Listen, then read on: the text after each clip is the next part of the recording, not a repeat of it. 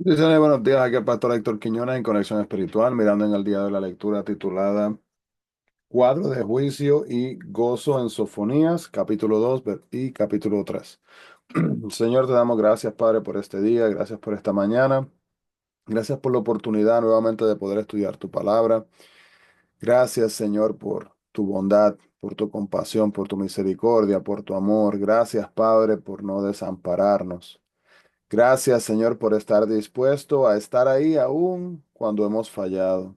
Gracias. Gracias, Señor, por tu sanidad en medio de la enfermedad. Gracias por tu provisión. Háblanos, Señor, a través de tu palabra en esta mañana, para la gloria y la honra de tu nombre. En tu santo nombre lo pedimos, en el nombre de Jesús. Amén y amén. Así que, hermanos, Sofonías capítulo 2 y 3 vemos lo que es la retribución para los vecinos de Judá y la restauración para Judá en el capítulo 3 ahí es cuando vemos el cuadro de gozo. Un tema, hermanos, que podemos ver en estos capítulos se conecta con la autocomplacencia, y esta ha sido llamada la maldición de la cristiandad.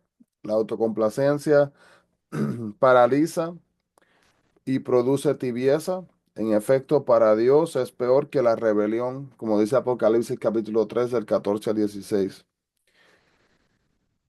Así que unas preguntas de reflexión. ¿Qué significa autocomplacencia para usted? ¿Cómo podría llenar esta oración? Yo veo autocomplacencia en la iglesia cristiana hoy en las áreas de... ¿En qué áreas podríamos decir que usted puede ver, experimentar, ¿verdad? Como que puede entender, oh, wow, en base a mi definición, esto podría ser autocomplacencia. Y otra pregunta también para que llene el blanco. En mi opinión, la autocomplacencia entre los cristianos hoy contribuye, ya que, ¿a qué contribuye? ¿Qué está pasando en la vida de la gente en el día de hoy que causa autocomplacencia o lleva a la gente a practicarla? La autocomplacencia asoma su fea cabeza en mi vida más a menudo en el área de ¿qué pasa?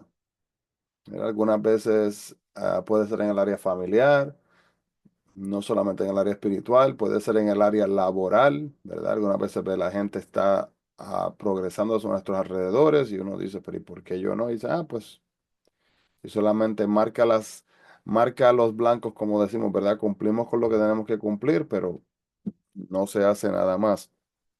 Y para combatir esta enfermedad, que en realidad no es enfermedad, pero esta condición, vamos a decir, de autocomplacencia, ¿qué puede pedirle usted a Dios en su propia vida si está experimentando esto? La autocomplacencia, hermanos, es como un cáncer. Cuando no se atiende a tiempo, puede ser mortal. Cuando se le hace frente, puede curarse. Con la ayuda de Dios, puede evitar que se aplique a tu vida cristiana el trágico epitafio: no era frío ni caliente. Sorbe un vaso de agua tibia al hablar con Dios de lo que intentas hacer en cuanto a la tibieza en tu vida espiritual. Quizás desees valerte de una amistad cristiana cuyo corazón en nada sea tibio hacia el Señor para obtener ayuda.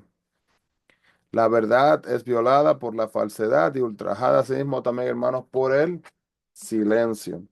Vemos en el libro de Sofonías, capítulo 2, que todavía había tiempo para evitar el juicio. Simplemente el pueblo tenía que volverse de sus pecados, humillarse y obedecer a sí mismo a Dios.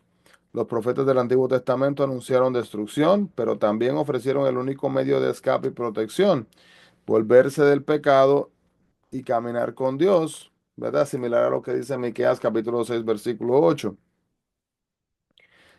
El juicio de Dios en contra de Judá llegó con una larga advertencia, y el pueblo no tenía excusa alguna. Dios les dijo que oraran juntos, les dijo que rogaran para ser salvos y que humildemente asimismo hicieran lo bueno. Como Dios advirtió a Judá, así nos advierte del día del juicio final. Nosotros debemos de orar por el perdón del pecado, cada uno de nosotros, de arrepentirnos, pedir que nos dé su reino celestial y obedecerlo asimismo con humildad. El juicio de Dios sobre las naciones es universal, nadie escapará. Castiga a su pueblo por su pecado, pero también castiga a las naciones vecinas por su maldad, idolatría y el trato también que asimismo le dan a su pueblo. Las cuatro ciudades mencionadas en el capítulo 2 versículo 4 de Sofonías se encontraban en Filistea, nación localizada al suroeste de Judá y a lo largo de la costa del Mediterráneo. Siendo enemigos antiguos de Israel, desde los días de Josué se conocían por su crueldad. Dios los juzgó por su idolatría y, y sus constantes burlas sobre Israel. Estas ciudades eran cuatro de las cinco capitales. La quinta, Gaf, ya había sido destruida.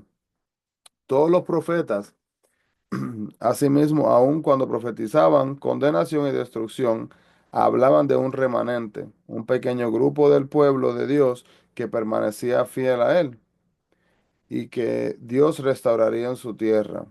A pesar de que Dios dijo que destruiría a Judá, también prometió salvar a un remanente. Así mantendría su pacto original. Preservar a los descendientes de Abraham, como dice Génesis 17 del 4 al 8, pues Dios es santo y no puede permitir que continúe el pecado, pero también es fiel a sus promesas.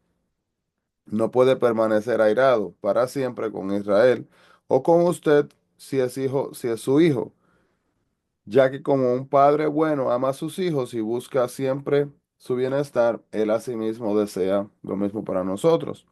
Los moabitas y amorreos vivían al este de Judá y a menudo la atacaban. Estas naciones cuyos antepasados procedían del incesto de Lot con sus hijas, si se acuerda la historia, si no se acuerda, busque la Génesis 19 del 36 al 38. Adoraban a Chemos y a Moloc. Primera de Reyes 11:7, si se acuerda del dios Moloc. El rey de Moab sacrificó una vez a su hijo en el muro de la ciudad para detener una invasión. Si no sabes historia o si no la has leído, lean Segunda de Reyes 3, 26, 27. Dios las juzgaría por su maldad y por el trato que daban al pueblo de Dios. Judá fue objeto de burla de las naciones vecinas, Moab y Amón, pero Dios les recordó cuando dice, he oído las afrentas en el capítulo 2 de Sofonías, versículo 8, y que esto les vendrá por su soberbia. A veces parece como si todo el mundo se burlara de Dios y ridiculizara a los que tienen fe en Él.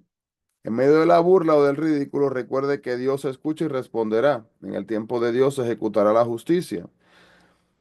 Las naciones de Moab y Amón comenzaron con Lot y sus hijas después de que se escaparon de la destrucción de las perversas Sodoma y Gomorra, como dice Génesis 19. Es irónico que Moab y Amón enfrentaran la misma clase de destrucción que Dios envió en aquellas ciudades malvadas. Sodoma y Gomorra simbolizan la destrucción total, tan completa que se desconoce hasta la fecha su exacta ubicación. Capítulo 2:12, perdón. Vemos que Etiopía, al extremo del Mar Rojo, controlaba a Egipto en este tiempo. Sofonías mencionó una gran nación al sur y luego una nación al norte, Asiria. Nadie escaparía al juicio merecido. A los etíopes les dijo, seréis muertos con mi espada. Y esto se cumplió cuando los asirios invadieron Egipto en el año 670, asimismo antes de Cristo. Asiria, a pesar de su decadencia, seguía siendo la potencia militar más poderosa en esos días. Dominó el mundo durante 3 siglos,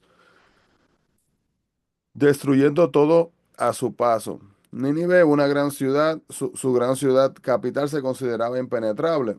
Los babilonios la borraron en el año 612, los que se convertirían en la siguiente potencia mundial.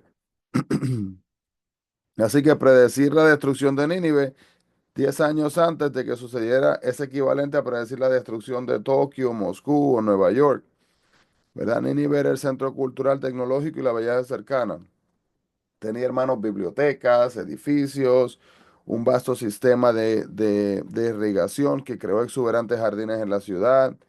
El muro de la ciudad tenía 96 kilómetros de largo y 32 metros de altura. Así que, hermano, imagínese esta gran imagen, ¿verdad? De este lugar. Y su alrededor eran 9.6 metros de ancho. Y estaba fortificado tenía, hermano, 1500 torres. Así que aún toda la ciudad fue destruida de una forma tan completa que se cuestionó su misma existencia hasta que se descubrió, con gran dificultad por arqueólogos del siglo XIX. El área donde reinó el esplendor se convirtió en un pastizal. El capítulo 3 nos muestra que después de predecir la destrucción de las naciones circunvencinas, Sofonías regresó al problema presente, el pecado que estaba existiendo en ese momento en Jerusalén. La ciudad de Dios y su pueblo se volvieron tan pecadores como sus vecinos paganos. El pueblo pretendió adorar y rendir devoción a Dios, pero en su corazón lo rechazaba y continuaba siendo indulgente con su pecado. Ya no les preocupaban las consecuencias que enfrentarían por apartarse de Dios.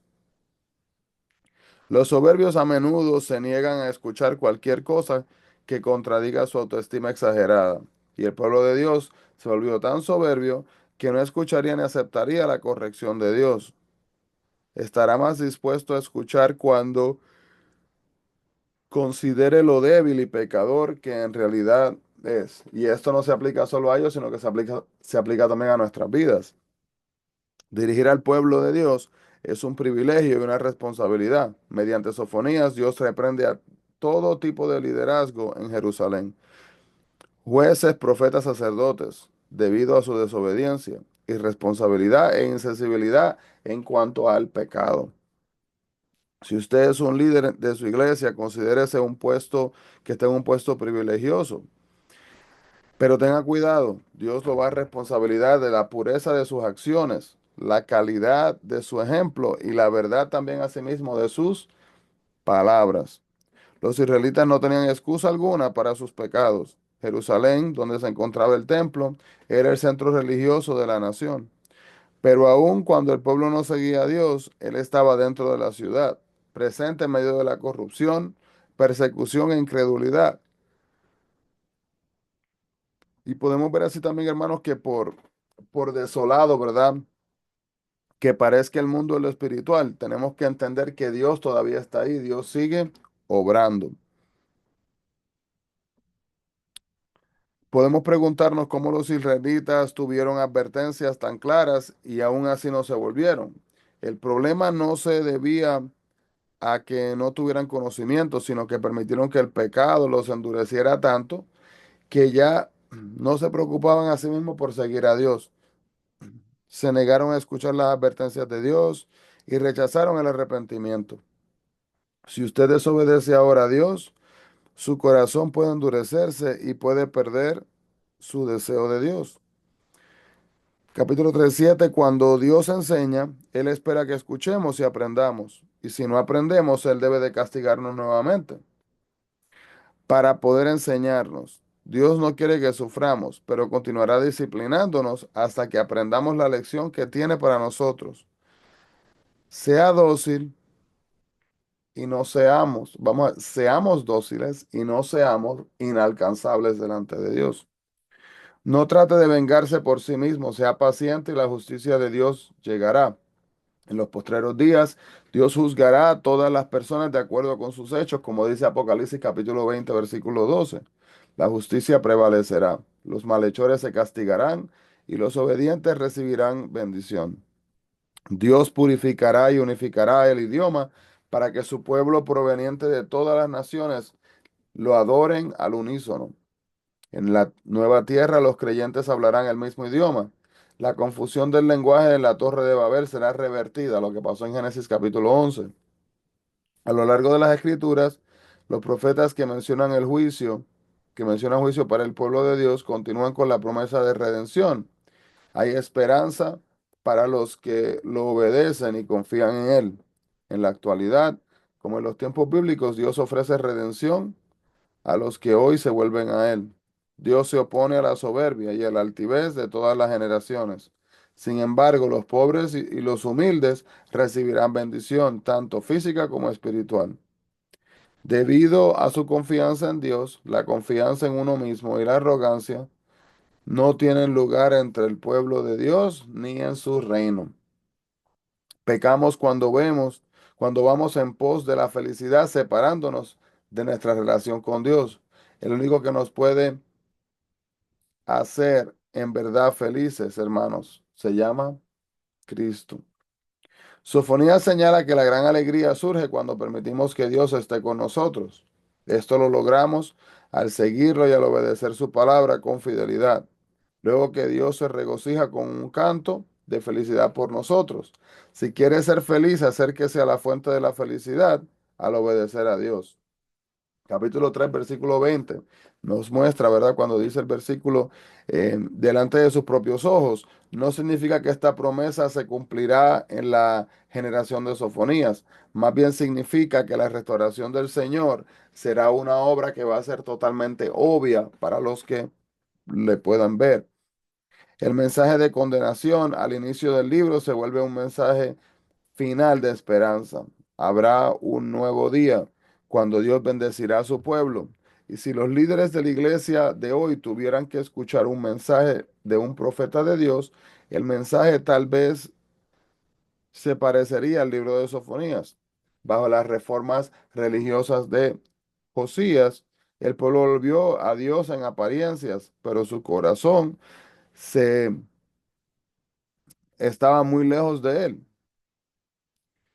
Y Sofonías alentó a la nación a que se uniera y orara por salvación. También nosotros, hermanos, debemos de preguntarnos, ¿es nuestra reforma una simple señal externa o hemos cambiado verdaderamente nuestro interior?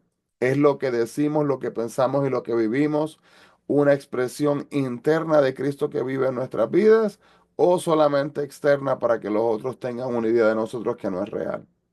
Pregunta que tenemos que responder y en base a la respuesta determinar si tenemos que arreglar cosas dentro de nuestro ser para poder vivir vidas que sean de agrado hacia Dios. Amado Dios, gracias Padre por tu palabra. Gracias Padre por este estudio del libro de Sofonías, esta reflexión, Señor, que acabamos en el día de hoy. Te pedimos, Padre, que continúes ayudándonos a poder autoexaminar nuestras propias vidas, Señor, y poder ver áreas en nuestras vidas que necesitan una restauración, que necesitan una guianza tuya. Padre, ayúdanos a poder vivir vidas, Señor, que busquen agradarte a ti, sin que nos enfoquemos en las cosas que no tienen valor, sin que nos enfoquemos para en las cosas irrelevantes en cuanto a tu plan y tu propósito sobre nuestras vidas y las vidas de todos.